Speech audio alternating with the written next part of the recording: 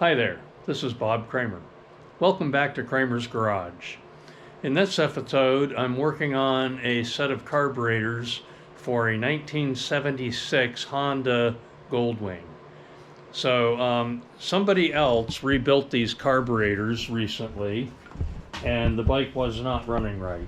So they didn't exactly finish the job. But anyway, here's the carburetors. Okay, so what was wrong with it is the throttle response was poor and I could not get a smooth idle out of it. So what I've done so far is I've pulled the CV caps off, or dash pot caps.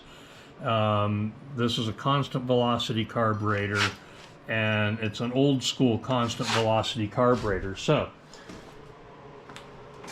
instead of having diaphragms like the more modern carburetors, it has a aluminum cap with a piston. Now there's a couple things that need to be done with this. First of all, there's a little hole down in there. Can you see it? Yes. So there's a little hole down in there. You have to make sure that hole is open. It allows movement of air above the piston. So that has to be open. Okay, so I've already checked that. I've blown compressed air through it. I put a little WD-40 in there and blow some compressed air through it, and you see the WD-40 squirt out the hole. So that's done.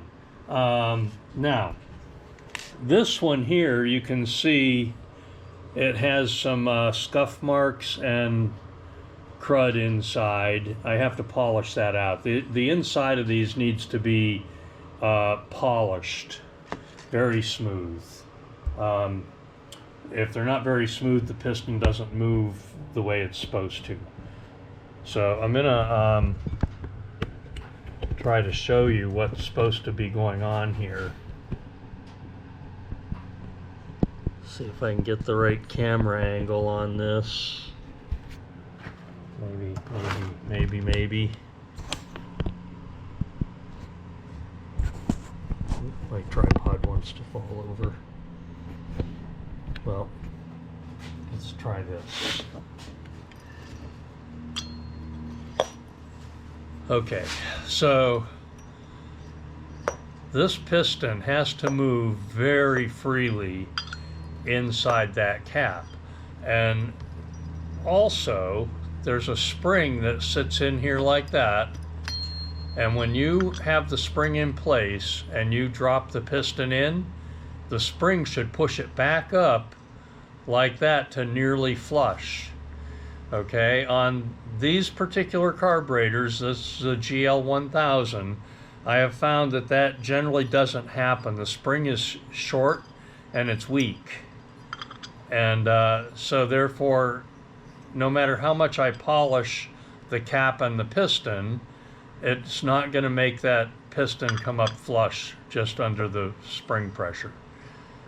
Okay, so in operation, vacuum pulls this up, and then when you cut your throttle back, vacuum reduces and this should float back down.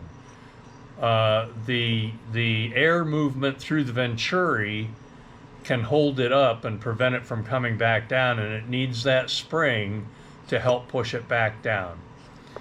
So what I have done a few times here, what I have done is taken the spring out and stretch it. I also, one time I used a set of springs from a GL1100 set of carburetors, and that also fixed the problem, because apparently Honda realized this was a problem, and when they revamped the bike for the GL1100 series, they corrected it with a stronger spring. That's that. All right, there we go. You see the difference? That's what it's supposed to do, like that. If it doesn't do that and come back nearly flush with the cap, from my experience, it does not work very well. Once I do this, it dramatically improves the operation. So now I'm going to take some Scotch-Brite and I'm going to polish the inside of these caps and the pistons a little bit more and make sure they're moving completely freely, and the spring is returning it to the correct position. And then I'm going to put them back in and see if that fixes the problem. So stay tuned, and I will continue this video after I have this all corrected and back together. GoPro, stop recording.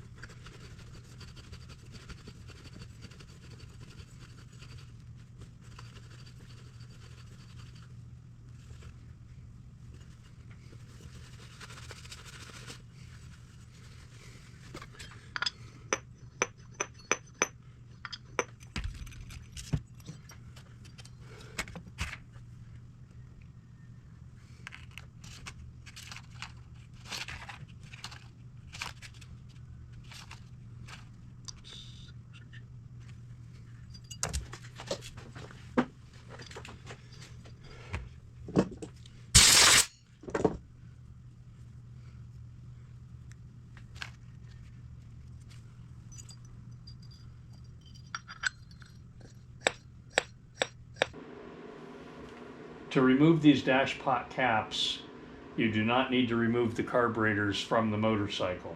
You do, however, have to remove the intake runners. So these rubber boots are 50 years old. The rubber is hard as a brick. So to make it easy to remove and also easier to install is to apply some heat. So I use a heat gun and warm them up. Don't overdo it. You just need to warm it a little bit. It doesn't take a lot. It's fairly cold in the garage today. It's probably around 60 degrees or less.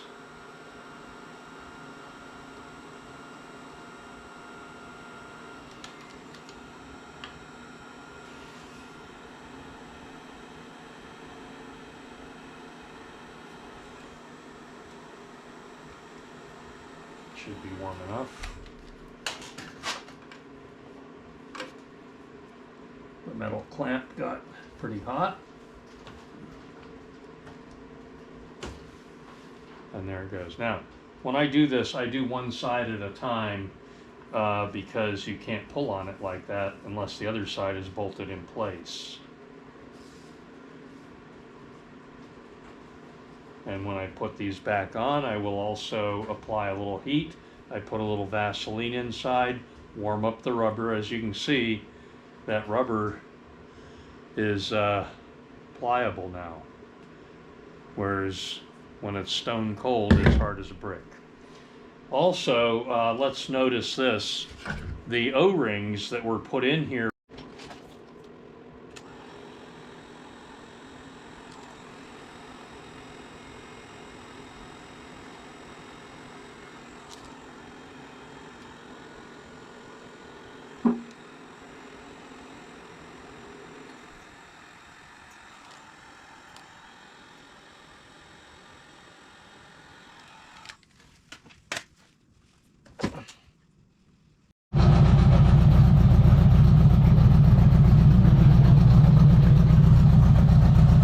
Okay, well, I've got the carburetors all back together, dash pot caps back in. I've hooked up my carb synchronizers, and I was not able to synchronize the carbs at first. I was not able to get it to idle correctly, smoothly. So I went ahead and checked the ignition timing. And I found that it was extremely retarded, at least 15 degrees. If you can see my marks, I put a couple of marks right here. Those marks were lined up when I started. You can see how far I had to move it. That's at least 15 degrees of crank rotation. So it was retarded by 15 degrees, which is a good reason why it wouldn't idle well, in addition to the problem with the carburetors. So I fixed the carburetors, I've got that, and here's my carb synchronizing. They're all very close, and it's purring like a kitten. This bike has a 4-into-1 exhaust. First time I've seen a Goldwing with 4-into-1. Sure, sounds pretty good. My throttle response is really good now.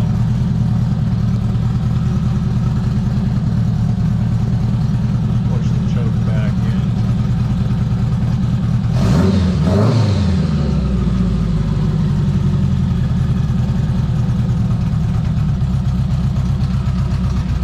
Okay, well, I'm going to end this video now. I'm going to put this bike back together and get it out for a little test ride. I think it'll run good now.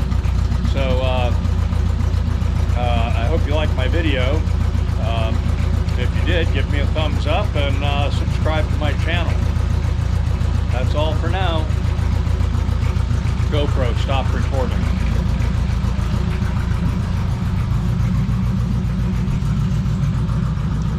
GoPro, turn off.